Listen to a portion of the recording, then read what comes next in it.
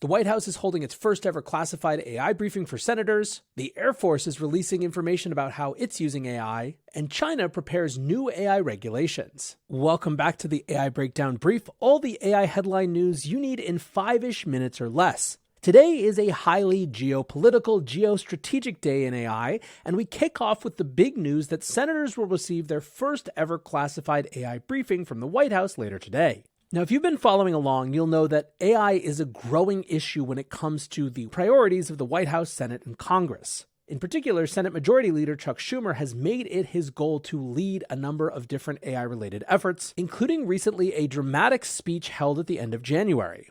In that speech, he said, "If applied correctly, AI promises to transform life on Earth for the better. It will reshape how we fight disease, tackle hunger, manage our lives, enrich our minds, and ensure peace. But there are real dangers that present themselves as well.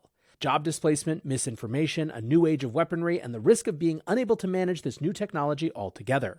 That same week, President Joe Biden also dramatized the rise of AI, saying we'll see more technological change in the next 10 years than we saw in the last 50 years. Now, at the same time, Schumer said that he was working on what he called very ambitious legislation, and part of the path to get there was a set of briefings for senators that would happen over the rest of 2023. The briefing that they have today is one of those promised sessions. Now, the reason that this briefing in particular is classified is that they're going to be dealing with issues of national security, how AI relates to geopolitical contests, how the White House is using AI, and more sensitive topics like that. Senators will be briefed by the Director of National Intelligence, the Deputy Secretary of Defense, the Director of the White House Office of Science and Technology Policy, the Director of the National Geospatial Intelligence Agency, and the Defense Department's Chief Digital Officer.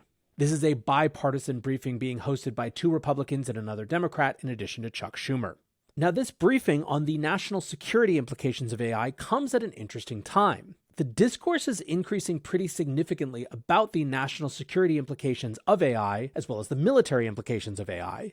On Monday, Netflix premiered a new documentary called Unknown: Killer Robots, and as this Guardian review puts it, quote, "The future of AI will fill you with unholy terror." Now, the goal of this documentary is to try to show what the new technologies are, while also questioning whether we're getting into a dangerous, literal AI arms race.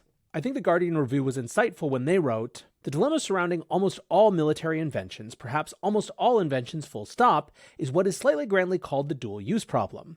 On the one hand, you've got drones and robots who can clear buildings without risking soldiers' lives. On the other, you can weaponize them, autonomize them, and use them to take out entire villages without anyone getting their hands dirty. What is the sense of detachment likely to do to the level of carnage in a war overall?" Former U.S. Defense Secretary Bob Work doesn't think, quote, "human intervention in kill decisions will ever change. I cannot help but pause for a moment to suggest respectfully that either the good colonel has never met humanity, or that he is the program's equivalent of the flight attendant urging people to calm down as the passenger jet plummets to its fiery doom."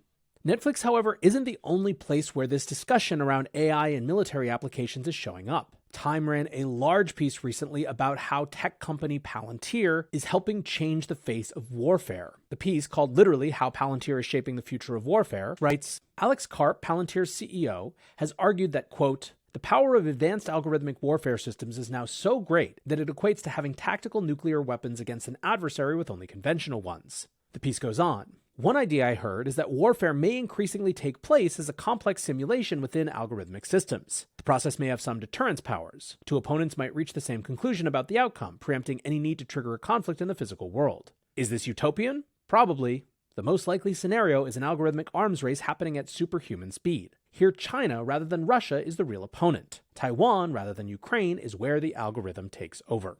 Now, as you heard just a moment ago, when it comes to AI and the military, one of the U.S.'s chief concerns is China. In mid-May, Bloomberg published a piece, "China's military use of AI raises alarm for Congress." The piece begins, "China's embrace of artificial intelligence for warfare has touched off alarm bells everywhere from Silicon Valley to the Pentagon. Former Google Chief Executive Officer Eric Schmidt is among those raising concerns, and he testified at a House hearing about China Wednesday evening as head of an initiative that's focused on speeding the U.S. defense establishment's adoption of AI.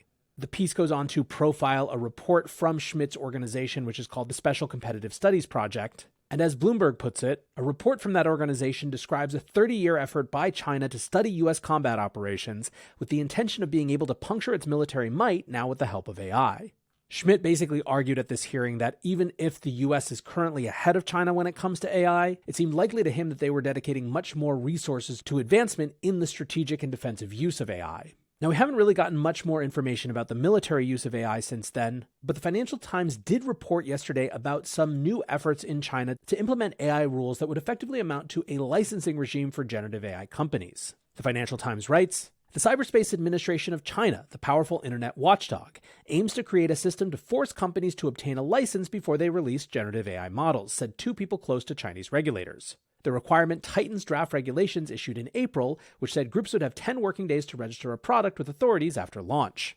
Now, people often use China as the boogeyman when it comes to AI safety. The standard argument goes, well, we can't pause or stop or slow down our development of AI because if we do, China won't. Still, this Financial Times piece points out that there is an inherent tension in AI. As they put it, Beijing is struggling to reconcile an ambition to develop world-beating technologies with its long-standing censorship regime.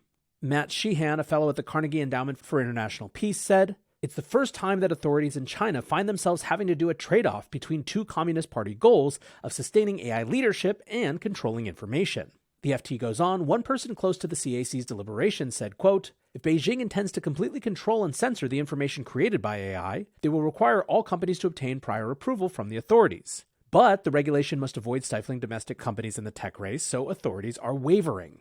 I think that the decisions that the Chinese government makes when it comes to this particular issue, how much to lean on the side of global competitiveness of their domestic AI versus command and controlling the outputs of that AI, is going to have a huge deterministic impact on whatever AI arms race there actually is. Meanwhile, over in the US, we have reports that Google is intentionally limiting Bard's capabilities, and we're going to get into that in the main AI breakdown, which is coming up soon. However, that's going to do it for today's brief. If you're enjoying it, hit that like button, or even better, hit the notification button so you don't miss an episode, and I'll be back soon with the main AI breakdown.